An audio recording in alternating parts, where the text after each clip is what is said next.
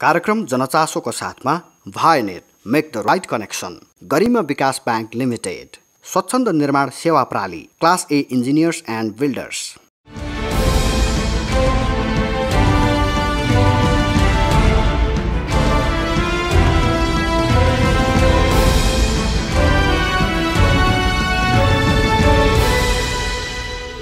दर्शकबिन नमस्कार। कार्यक्रम जनचासोको अर्को नयाँ श्रृङ्खलामा यहाँलाई हार्दिक स्वागत छ। सरकारले जारी गरेका स्वास्थ्य सुरक्षा सम्बन्धी मापदण्ड पूर्ण रूपमा पालना गर्ने जिम्मेवारी आम नागरिकको पनि हो। यो अवस्थामा तपाईँ हामी सबै सतर्क हौँ, संयम रहौँ, आफू बाँचौँ र अरूलाई पनि बचाउँ।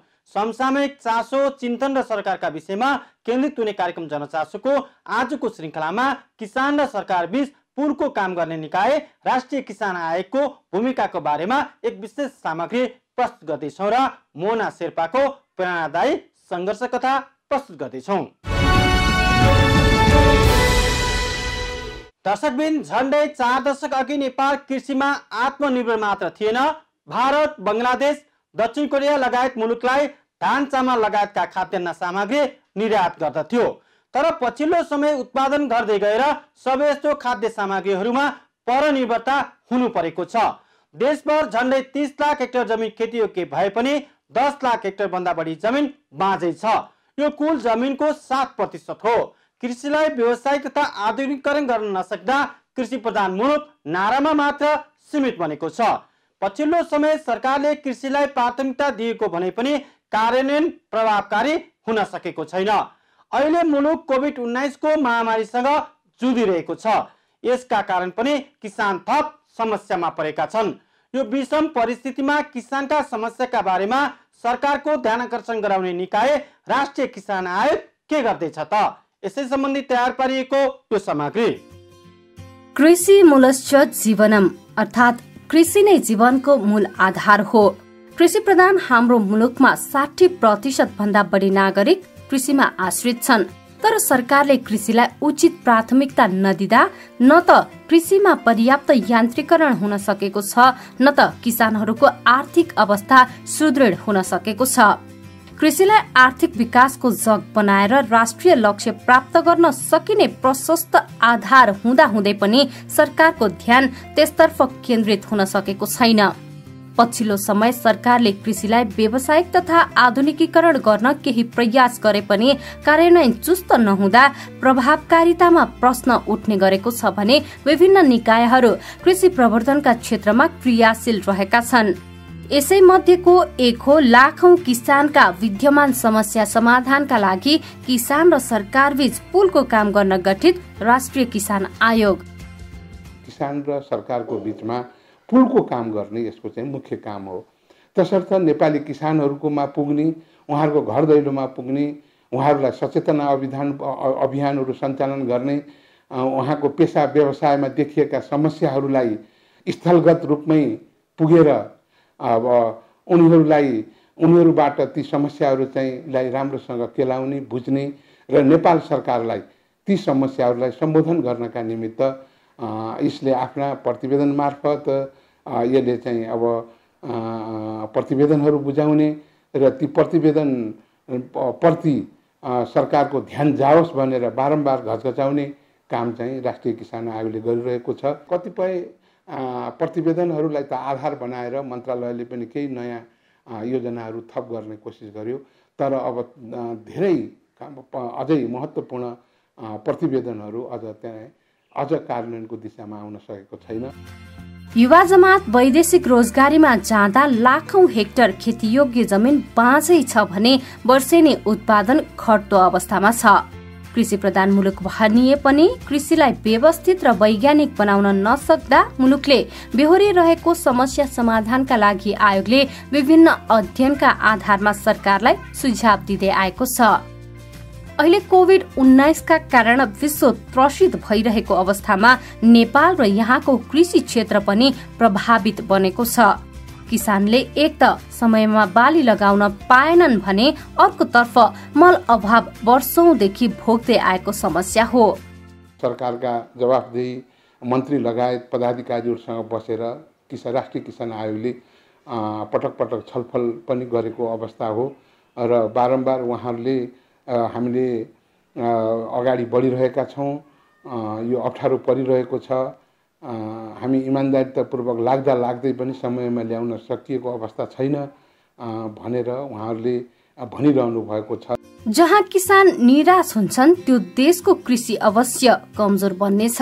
कृषि प्रधान देश भए पनि सरकारले प्राथमिकता नदिँदा कृषि क्षेत्रका समस्या चुलिदो अवस्थामा छन्।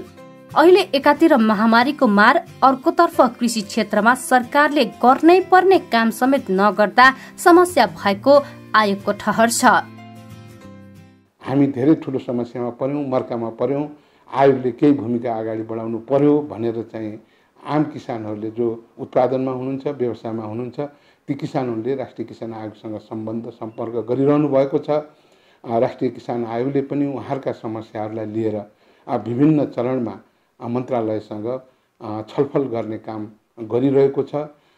अद्यपि एकातिर हामीलाई यो कोभिड-19 को यो महामारीले पनि एकातिर अगाडि बढ्न दिइरहेको छैन भने अर्कोतिर यो अवस्थामा पनि हामीले जसरी गर्न अगाडि बढ्न सकिन्थ्यो त्यो पनि गर्न नसक्नु यो दुःखको अवस्था हो।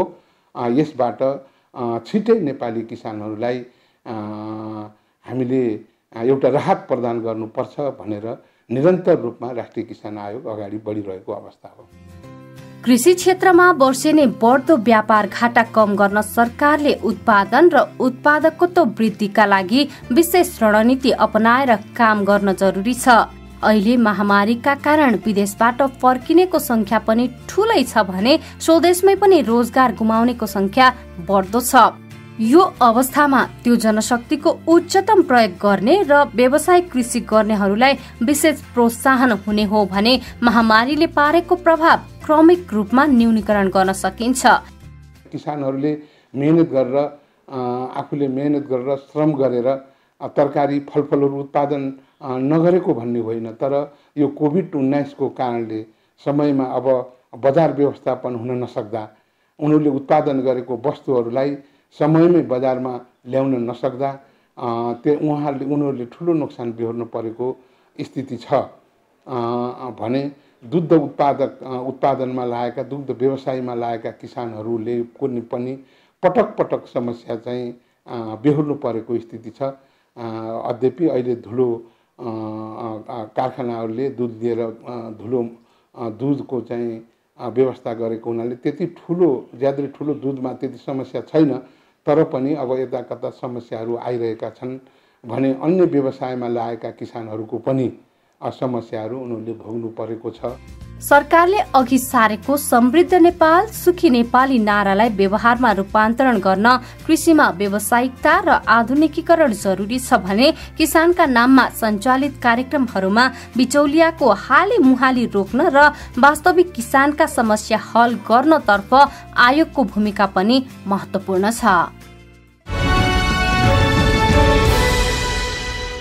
कुनै पनि व्यक्तिलाई जात जाति समुदाय पेशा वा व्यवसायको आधारमा कुनै पनि निजी तथा सार्वजनिक स्थानमा छुवाछुत तथा विभेद भएमा यसलाई गम्भीर सामाजिक अपराध भएको ठहरिन्छ र जातीयताको आधारमा गरिने छुवाछुत तथा विभेदलाई कानुनी रूपमा दण्डनीय पनि मानिन्छ।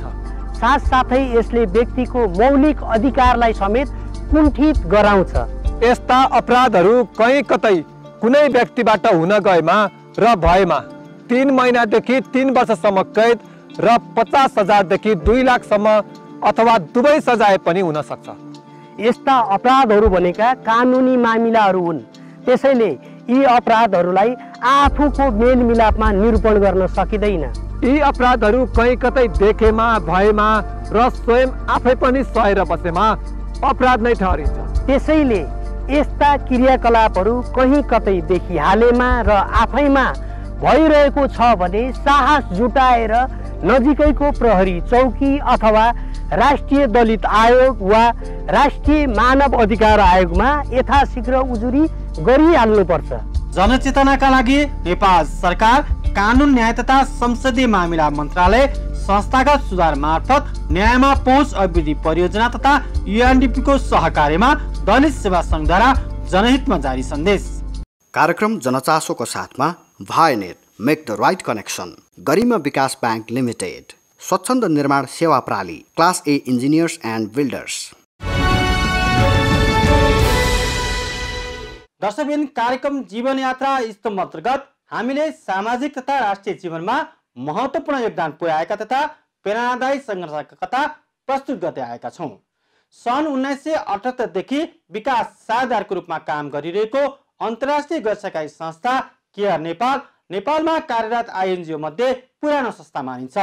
यस संस्थाले नेपालमा दिगो विकास, सामाजिक न्याय, महिला सशक्तिकरण, जलवायु परिवर्तन तथा प्राकृतिक जोखिम न्यूनीकरणको क्षेत्रमा काम गर्दै आएको छ। जुनसुकै क्षेत्रमा पनि महिला तथा बालबालिका केन्द्रित भएर काम गरिरहेको यस संस्थाको सहायक नेपाल निर्देशक जस्तो नेतृत्व तहमा पुग्न सफल मोना शेर्पाको प्रेरणादायी सङ्घर्ष कथा अबको क्रममा प्रस्तुत गर्दैछौँ।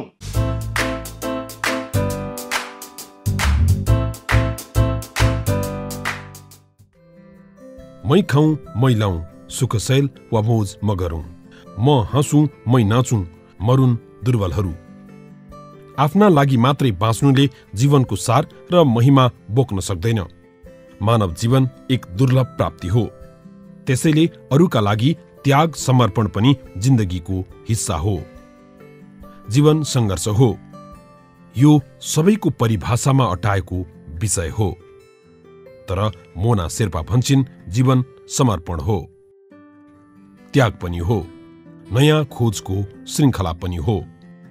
सामान्य आर्थिक अवस्थाका बीच सङ्घर्षका पहाड पन्छाउँदै अहिले उनी नेपालमा भित्रिएका अन्तर्राष्ट्रिय गैर सरकारी संस्था मध्येकै जेठो मानिने केयर नेपालको सहायक नेपाल निर्देशक छिन्।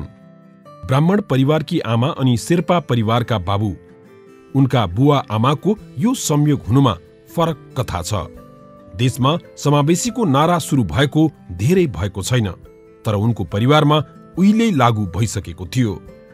उनको बाल्यकाल औसत जस्तै हो। निम्छारो आर्थिक अवस्थाका कारण सानैदेखि छात्रवृत्तिमा पढ्ने मौका पाएकी उनी त्यति बेला परिवार, समाज, छरछिमेकसँग नजिक हुन पाइनन्।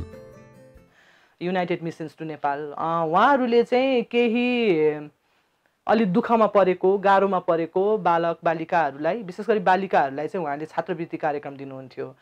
त्यो छात्रवृत्ति कार्यक्रम चाहिँ म र मेरो बहिनीले पनि पायौँ होइन। अनि पाएर चाहिँ हामीलाई यो महेन्द्र भवन गर्ल्स हाई स्कुल होइन, त्यहाँनिर हामीलाई पढ्नलाई राखिदिनु भयो। सो प्राय त्यो मेरो बाल्यकाल हेर्छु भने मैले चाहिँ त्यो समयहरू बेसी सम्झिन्छु। अनि तपाईँको जाडो महिनामा 2 महिनाको छुट्टी हुन्थ्यो होइन। अनि त्यो छुट्टीको दौरानमा चाहिँ अनि हामी घर आउने, प्राय घर आउने भनेको त्यतिखेर हुन्थ्यो, नत्र सधैँ हस्टेलमै बस्ने हो होइन। र अनि त्यो समयमा चाहिँ हाम्रो फुपूहरूको घरमा जाने होइन, फुपू बजैहरूको घरमा जाने जो चाहिँ लेलेतिर थियो होइन। अनि त्यहाँ गएर चाहिँ अब त्यो चिसो ठन्डीमा त्यो आइसहरू जमेको त्यहाँ बसेर हुन्छ नि, बस्न पाउँदाखेरि चाहिँ अलिकति भिन्न खालको महसुस हुने। धेरै सहज चाहिँ होइन, दुःख गर्नु परेको हो होइन, सम्पन्न परिवारमा हुर्केको होइन। सायद त्यही भएर पनि युएमएनले छात्रवृत्ति दिने कार्यक्रममा चाहिँ हामीलाई छानेको पनि थियो होला। मेरो आमा बाउले मलाई पकेट मनी दिन्छ, मलाई कसैले सहयोग गर्छ होइन, त्यस्तो भन्ने खालको पनि थिएन। पुर्खाको सम्पत्ति पनि केही थिएन होइन। हामी एउटा गरिब घरबाट जन्मेको के अरे हुर्केको होइन एउटा छोरी भएको कारणले गर्दाखेरि मैले सानै उमेरदेखि म कक्षा 8मा हुँदाखेरि कक्षा 6मा पढ्ने व्यक्तिलाई मैले के अरे यो ट्युसन क्लास दिन्थेँ। र ट्युसन क्लास दिएपछि मलाई उसले महिनाको 600 रुपियाँ दिन्थ्यो होइन। त्यो 600 रुपियाँ मेरो पहिलो कमाइ थियो। तर त्यसले पनि मलाई चाहिने सामानहरू मलाई किन्न ओर्न चाहिँ मद्दत गर्थ्यो होइन। मैले 12 कक्षा हुँदादेखि नै कञ्चनजङ्घा हेड स्टार्ट स्कुल भन्ने थियो एउटा, त्यहाँनिर चाहिँ शिक्षिकाको रूपमा काम गर्न थालेँ होइन। र मेरो हुन त त्योभन्दा अगाडि पनि कहिलेकाहीँ त्यो हातमा अलिकति पैसा आओस्, केही गर्न पुगोस्, आफूले किन्ने कापी कलमदेखि अब आफूलाई हुन्छ नि त्यतिखेर अलि यङ अवस्थामा केही लाउनु मन छ भने पुगोस् अथवा खानु मन छ भने पुगोस् भन्ने हिसाबले मैले ट्युसन क्लासेसहरू दिन्थेँ होइन। तर जब त्यो 12 कक्षा भयो, 12 कक्षा भएपछि मैले त्यो स्कुलमा पढाउन सुरु गरेँ। त्यसले मेरो हातमा केही एउटा हुन्छ नि तपाईँको इन्कम पनि हुन्थ्यो। 18 वर्षमा अन्तर्जातीय बिहे, त्यसपछि एक छोरीको जन्म अनि 24 वर्षमा सम्बन्ध विच्छेद। जीवन यात्राको सम्बन्धमा ठूलो दरार आए पनि अध्ययन यात्रा रोकिएन। 7 वर्षमै सम्बन्ध छोडिनुको कारणमा उनी घुमाउरो शैलीमा भन्छिन्, त्यो परिबन्धको परिणाम थियो। सकसको समयबाट पार पाउन मान्छेले कसरी समयसँग सम्झौता गर्दो रहेछ, त्यो त्यसैको परिणाम थियो। मेरो विवाह चाहिँ इन्टरकास्ट थियो होइन। अब त्यसलाई म त्यो लभ म्यारिज पनि भन्दिनँ, अरेन्ज म्यारिज पनि भन्दिनँ। एउटा परिस्थिति थियो जहाँ म कुनै एउटा कठिन अवस्थामा थिएँ। त्यो कठिन अवस्थाबाट म उम्किन खोजिरहेको थिएँ र त्यो उम्किन खोजिरहँदाखेरि अरू कुनै पनि माध्यमहरू नदेख्दाखेरि चाहिँ सायद म बिहा गरेर गएँ भने त्यसले चाहिँ मेरो लागि अर्को नयाँ स्पेस खोल्छ होला, हुन्छ नि भन्ने हिसाबले मैले लिएको निर्णय हो। त्यसकारण पनि मलाई लाग्छ आजको दिनमा अब 18 वर्षको उमेरमा हुन्छ नि मान्छेले के जाने हुन्छ होला, के बुझ्या हुन्छ होला। अहिले आएर मैले सोच्दाखेरि मैले के को आधारमा त्यो निर्णय गरेँ होइन। इट्स भेरी अब अलिक सम्झिँदाखेरि पनि हुन्छ नि हाँस पनि उठ्छ। तर त्यो 7 वर्षको दौरानमा मेरो एक्स बुढासँग र उहाँहरूको परिवारसँग बस्दाखेरिको चाहिँ जीवन फेरि आफ्नै हिसाबले एउटा सङ्घर्षमय रह्यो र त्यसले मलाई सिकाइ पनि दियो। किन भन्दाखेरि त्यो सङ्घर्षमा उत्रिनु भनेको के रहेछ होइन, आफ्नो लागि हुन्छ नि अडान लिनु भनेको के रहेछ होइन। आफूलाई चाहिँ एउटा कुनै जन्जिरले बाँधेर राखेको अवस्था छ भने त्यसबाट निस्किनको लागि चाहिँ कस्तो प्रयासहरू गर्नु पर्दो रहेछ भन्ने खालको कुरा चाहिँ एउटा त्यो कन्स्टेन्टली सम्झिरहने होइन, त्यसमा घोत्लिरहने। र मेरो लागि वे आउट के हुन्छ त, म कहाँबाट के हिसाबमा चाहिँ म यसबाट उम्किनु सक्दो रहेछु भन्ने खालको एउटा हुन्छ नि तपाईँको कन्स्टेन्टली सोच्ने खालको कुरा पनि भइरह्यो। यो होइन कि मेरो सासुआमा उहाँको हुन्छ नि परिवारहरूले मलाई सहयोग नगर्नु भएको भन्ने होइन होइन, उहाँहरूले माया गर्नुहुन्थ्यो, सहयोग गर्नुहुन्थ्यो होइन। तर अब त्यो एउटा वैवाहिक जीवनमा जुन हिसाबले बसिरहेको थियो त्यो आफैमा चाहिँ एउटा सकारात्मक अवस्थाको थिएन। सो त्यसकारण पनि करिब 7 वर्षसम्म सँगै बसिसकेपछि मैले चाहिँ यसले मलाई जीवनमा कुनै एउटा जीवनको मित्र दिएर मलाई सङ्घर्षमा सँगसँगै उत्रिनलाई मद्दत गर्ने भन्दा पनि यसले चाहिँ मलाई पछाडि तान्छ र यसले चाहिँ मलाई टुक्र्याउँछ। त्यसकारण म यो अवस्थामा बसिरहनु हुन्न भन्ने खालको एक खालको त्यो एउटा बुझाइ भइसकेपछि म त्यहाँबाट निस्केको पनि हो। यिनै अप्ठ्यारोका बीच स्नातकोत्तर सकियो। पहिले शिक्षण पेसामा आबद्ध भएकी उनी केही समय गैर सरकारी संस्थामा काम गरेर अन्तर्राष्ट्रिय गैर सरकारी संस्थामा फड्को मारिन्। सुरुमा रुम टु रिड, त्यसपछि एक्सन एड अनि हेल्भटास। यी तीनमध्ये एक्सन एडमा 8 वर्ष काम गर्दा जीवनको सबैभन्दा ठूलो सिकाइ भयो। सायद आजको उनी हुनुको जग पनि त्यही थियो। एक्सन एडमा काम गर्ने क्रममा चाहिँ एउटा अलिकति महिला अधिकार भनेको के रहेछ, महिलाको विषयहरूमा सँगसँगै काम गर्ने कसरी हो, मेरो आफ्नो जीवनको सिकाइलाई मेरो काममा उतार्ने खालको कुराहरूदेखि लिएर यो अधिकारमुखी अवधारणामा काम गर्नु भनेको के रहेछ होइन, जो चाहिँ उत्पीडनमा परेको छ उनीहरूको आवाज बन्नु भनेको के रहेछ, कसरी गर्न सकिँदो रहेछ। र तपाईँको कसैलाई घाउ लागेको छ भने त्यो घाउलाई निको पार्ने मात्र होइन कि तर तपाईँको संरचनामा नै परिवर्तन ल्याउनु पर्दो रहेछ भन्ने खालको र त्यो परिवर्तन ल्याउनलाई काम गर्नु पर्दो रहेछ भन्ने खालको बुझाइहरू बनाइसकेपछि त्यहाँबाट मेरो जीवनले एउटा नयाँ मोड लियो भन्छु मैले होइन। 2006मा मैले जब एक्सन एडमा जोइन गरेर काम सुरु गरेँ वास्तवमै त्यो एउटा शून्यबाट फेरि सुरु गरेको अवस्था जस्तो थियो होइन। र मेरो जीवनले अर्को रफ्तार लियो त्यहाँबाट। जहाँ जस्तो हिसाबले सक्छु होइन, तपाईँको चाहे त्यो घरेलु हिंसाको ऐन बनाउने बेलामा होस् होइन, ग्रामीण महिलाको अधिकार स्थापित गर्नुपर्छ, भूमिमा महिलाको अधिकार स्थापित हुनुपर्छ, तपाईँको कमैया मात्र भनेर हुँदैन, त्यो कमैयाभित्रको पनि कमैया महिलाहरूको अधिकारको कुरा गर्नुपर्छ होइन। त्यसको साथसाथै तपाईँको समान अधिकार प्राप्त गर्नको लागि चाहिँ हामी महिलाहरू एकजुट हुनुपर्छ भन्ने हिसाबले विशेष गरी ग्रामीण महिलाहरूसँग होइन धेरै लामो समयसम्म काम गरेँ। त्यसकारण त्यो यसो हेर्दा मेरो जीवनको खुसी लाग्ने पक्षहरू के हो भनेर भन्यो भने मैले मेरो त्यो खालको एउटा सँगै उहाँहरूसँग काम गरेको अनुभवलाई चाहिँ मैले महत्त्वपूर्ण मेरो जीवनको पाटो भनेर लिन्छु। अहिले उनी नेपालमा सन् 1978 देखि विकास साझेदारका रूपमा काम गरिरहेको अन्तर्राष्ट्रिय गैर सरकारी संस्था केयर नेपालको सहायक नेपाल निर्देशक छिन्। जुनसुकै क्षेत्रमा महिला तथा बालबालिका केन्द्रित भएर काम गरिरहेको यो संस्थामा रहँदा देश दर्शन मात्र होइन, मुलुकको खास तस्बिर अवलोकन गर्ने मौका मिलेको छ र अधिकारका लागि लड्ने चौडा मैदान पनि बनेको छ। केयर आफैमा फेरि इन्ट्रेस्टिङ अर्गनाइजेसन छ होइन। मलाई केयरको एकदम राम्रो लाग्ने पक्ष चाहिँ यसले जुनै पनि सेक्टरमा काम गरे पनि यसको सेन्टरमा भनेको चाहिँ यसले महिला हैन र बालिकाहरूलाई राख्छ हैन। स्वास्थ्यको कुरामा काम गर्छ, लैङ्गिक हिंसा विरुद्धको कुराहरूमा काम गर्छ, तपाईको हैन तपाईको यो सामाजिक मान्यताहरू जो चाहिँ तपाईको कुरीतिजन्य छ त्यसलाई चिर्न पर्छ भन्ने हैन सोशल नर्म्सको एस्पेक्टहरूमा काम गर्छ।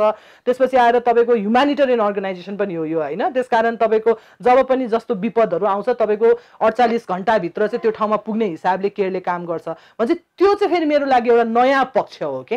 सो जीवनमा यसो हेर्दाखेरि यो विभिन्न खालको सङ्घ संस्थाहरूसँग जोडिँदै गएँ, आफूले सिकेको कुरा यो संस्थाहरूलाई दिने काम गरेँ। तर एट द सेम टाइम यी संस्थाहरूको मूल्य मान्यता र काम गर्ने तौर तरिकाबाट पनि मैले चाहिँ सिकाइहरू हैन लिएर आफूलाई चाहिँ परिवर्तन गर्दै जाने, आफूमा विकास गर्दै जाने खालको कुराहरूबाट चाहिँ एउटा के भन्छ बेनिफिट चाहिँ लिएको छु।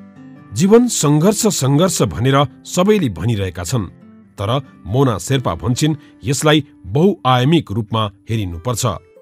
जीवनका हरेक चरण उत्तिकै महत्त्वपूर्ण मान्ने शेर्पाको बुझाइमा जीवन सङ्घर्ष हो, सिकाइ हो, खोज हो, त्याग हो, समर्पण हो। जीवन भनेको सिकाइ हो, जीवन भनेको समर्पण हो, जीवन भनेको सङ्घर्ष हो, जीवन भनेको एउटा सामूहिक रूपमा अगाडि बढ्नु हो, जीवन भनेको योगदान हो हैन। र जीवन भनेको एउटा एक्सप्लोरेसन हुन्छ नि, अब यसलाई नेपालीमा ठ्याक्कै के भन्छ हैन, त्यसलाई चाहिँ त्यो खोजिरहने के जीवन चाहिँ आफैमा सायद खोज पनि होला हुन्छ नि। किन म आफै सोच्दाखेरि पनि कहिले पनि दिस इज इट, अब मेरो जीवन भनेको यत्तिकै हो, म यहीँ अन्त हुन्छु भन्ने खालको मेरो त्यो कहिले पनि त्यो अवस्थामा पुगेको छुइनँ। हरेक दिन, हरेक समय, हरेक क्षण जब पनि बसेर त्यो रिफ्लेक्ट गर्नु थाल्छ हैन, त्यतिखेर चाहिँ अब नेक्स्ट के हो त, अब यसपछि के हो त भन्ने खालको सोच आइरहने भएको कारणले गर्दाखेरि पनि सायद जीवन भनेको आफैमा त्यो खोज पनि हो जस्तो लाग्छ मलाई। भाग्यमा विश्वास गर्दा धोका हुन सक्छ, त्यसैले कर्ममा विश्वास गर्न र जीवनप्रति सकारात्मक हुन उनको सुझाव छ। आजको दिनमा चाहिँ तपाईँ दुखी भएर तपाईँको हैन अलिकति मन दुखेको अवस्था हुन सक्छ, तर त्यसबाट आफूलाई उठाएर चाहिँ हरदम अगाडि बढिरहनु पर्छ। तिम्रो खुट्टा तान्ने मान्छेहरू पनि हुन सक्छ, तर त्यो खुट्टा तान्ने मान्छेहरू सँगसँगै तिमीलाई साथ दिने हैन सफल बनाउनको लागि मद्दत गर्ने, प्रयास गर्ने हैन तपाईको शुभचिन्तकहरू पनि हुन्छ। सो मैले सोचिरहँदाखेरि चाहिँ मलाई खुट्टा तान्यो भन्ने खालको कुरालाई मैले बेसी जोड दिने कि हैन मेरो शुभचिन्तकहरू यति धेरै छन् भन्छ उनीहरू सँगसँगै म किन नजाने भन्ने खालको कुरालाई चाहिँ सोच्ने हुन्छ नि। त्यसकारण एउटा सकारात्मक सोच लिएर हरदम प्रयासरत रहिरह्यो भने चाहिँ हुन्छ नि हामीले सोचेको ठाउँमा पुग्न सकिन्छ भन्ने हो। अधिकार क्षेत्रमै समर्पित हुने उनको लक्ष्य हो। सामाजिक रूपान्तरणका लागि आफ्नो ठाउँबाट जे जति गर्न सकिन्छ त्यो योगदान पुर्याउन उनी दृढ छिन्। त्यसैले त मै खाउँ मै लाउँको भावना उनलाई मन पर्दैन। महिला अधिकारको सवालमा आफूलाई होमिएको छु, त्यो कुरा चाहिँ मैले निरन्तर अगाडि बढाइ नै रहन्छु हैन। किनभने काम गर्नुपर्ने कुराहरू अझ पनि धेरै छ हैन, सिद्धिएको छैन। अझ पनि देशमा हुन्छ नि हरेक व्यक्तिमा घर घरमा त्यो मानसिकतामा अझ पनि परिवर्तन आइसकेको छैन र मलाई लाग्छ त्यो ठाउँमा मैले कन्ट्रिब्युट गरिरहन सक्छु, त्यो गर्ने हो। अर्को चाहिँ अब यो विकासको हैन तपाईको विकासको संस्थाहरूमा चाहिँ मैले बसेर काम गरेको भएको कारणले मेरो ज्ञान, मेरो अनुभव, मेरो सिकाइहरू त्यतैतिर छ हैन। र त्यही कुरालाई नै आउने दिनमा पनि अब केयर अथवा केयर भन्दा अन्य संस्था मलाई थाहा छैन हैन भोलिको दिनमा कस्तो हुन्छ, तर उहाँहरूसँग रहेर विभिन्न खालका परियोजनाहरूमा, विभिन्न खालका अभियानहरूमा, विभिन्न खालका नागरिक समाजहरूसँग हैन तपाईको संलग्न भएर नीतिगत हैन तपाईको हिसाबमा एउटा योगदान गर्ने हिसाबले अथवा सामूहिक रूपमा समुदायमा चाहिँ तपाईको अलिकति सशक्तिकरणका कुराहरूलाई अगाडि बढाउने खालको कुराहरूमा अगाडि बढिरहन्छु भन्ने हो। आफ्नो जीवन यात्राका साथी, संगाती र संघर्षमा साथ दिने सबैलाई परिवार मान्ने उनी एक छोरीकी आमा पनि हुन्। आमालाई हेर्ने छोरीको नजर पनि उत्तिकै विशाल छ। She is a nice mother. अनि मलाई राम्ररी हुर्काउनु भएको छ जस्तो लाग्छ मलाई चाहिँ। She is a very strong person नै हुन्छ नि, a very strong character. अनि के भन्छ उहाँले अहिलेसम्म उहाँलाई कसले केही नराम्रो गरे पनि हुन्छ नि, if it's not fair then उहाँले आवाज उठाउन डराउनुहुन्न हुन्छ नि। अनि मैले पनि त्यो कुरा उहाँबाट सिकेको छु। उहाँको अफिसको फिल्ड ट्रिपहरू हुँदाखेरि बच्चादेखि नै मलाई उहाँसँग लिएर जानुहुन्थ्यो होइन। अनि त्यस कारणले मैले सहरको जीवन पनि अनि गाउँको जीवन पनि दुवै लाइक देख्न पाएँ हुन्छ नि। अनि I got a lot of exposure out of that पनि। अनि उहाँको थ्रु मैले कति धेरै राम्रो लाइक यस्तो इन्ट्रेस्टिङ अनि पावरफुल मान्छेहरूलाई भेट्न पाएको छु, लाइक कमला बसिन नै हुन्छ नि। अनि उहाँको the people that she works with हुन्छ नि, they've all been like them amazing people. अनि त्यो whole exposure पाएको नै is I'm very happy that I got to do that. तपाईले सफलताको कथाहरू बाहिर निकालिरहनु भएको छ भने चाहिँ यस्तो सफलताको कुराहरू निकाल्न खोज्ने हैन तपाईको अथवा समाजमा धेरै सफलताका कथाहरू हुन् भन्ने हिसाबले चाहिँ योगदान दिइराख्न चाहने व्यक्तिहरूलाई पनि नथाक्नुहोस् है। बिकज हामी अहिले थाक्यौं भने चाहिँ फेरि हामी जहाँ पुग्न खोजेको हो त्यो गन्तव्यमा पुग्न सक्दैनौँ। सो जसले जहाँबाट जस्तो रूपमा हुन सक्छ केही न केही हिसाबले सकारात्मक काम गरिराखौँ, सामूहिक रूपमा अगाडि बढ्न लागिराखौँ हुन्छ नि।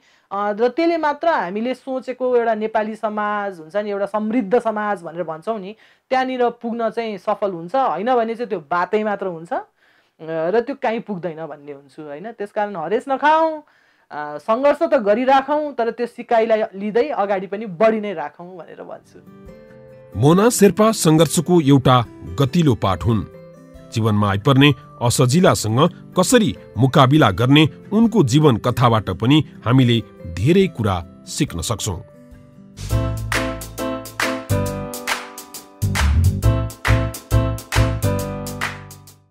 कुनै पनि व्यक्तिलाई जात जाति समुदाय पेशा वा व्यवसायको आधारमा कुनै पनि निजी तथा सार्वजनिक स्थानमा छुवाछुत तथा विभेद भएमा यसलाई गम्भीर सामाजिक अपराध भएको ठहरिन्छ र जातीयताको आधारमा गरिने छुवाछुत तथा विभेदलाई कानुनी रूपमा दण्डनीय पनि मानिन्छ। साथसाथै यसले व्यक्तिको मौलिक अधिकारलाई समेत कुण्ठित गराउँछ। यस्ता अपराधहरू कहीँ कतै कुनै व्यक्तिबाट हुन गएमा र भएमा 3 महिनादेखि 3 वर्षसम्म कैद र 50,000 देखि 2 लाखसम्म अथवा दुवै सजाय पनि हुन सक्छ। यस्ता अपराधहरू भनेका कानुनी मामिलाहरू हुन्। त्यसैले यी अपराधहरूलाई आफूको मेलमिलापमा निरूपण गर्न सकिँदैन। यी अपराधहरू कहीँ कतै देखेमा भएमा र स्वयं आफै पनि सहेर बसेमा अपराध नै ठहरिन्छ। त्यसैले यस्ता क्रियाकलापहरू कहीँ कतै देखिहालेमा र आफैमा भइरहेको छ भने साहस जुटाएर नजिकैको प्रहरी चौकी अथवा राष्ट्रिय दलित आयोग वा राष्ट्रिय मानव अधिकार आयोगमा यथाशीघ्र उजुरी गरिहाल्नुपर्छ। जनचेतनाका लागि नेपाल सरकार, कानुन न्याय तथा संसदीय मामिला मन्त्रालय, संस्थागत सुधार मार्फत न्यायमा पहुँच अभिवृद्धि परियोजना तथा UNDP को सहकार्यमा दलित सेवा संघद्वारा जनहितमा जारी सन्देश।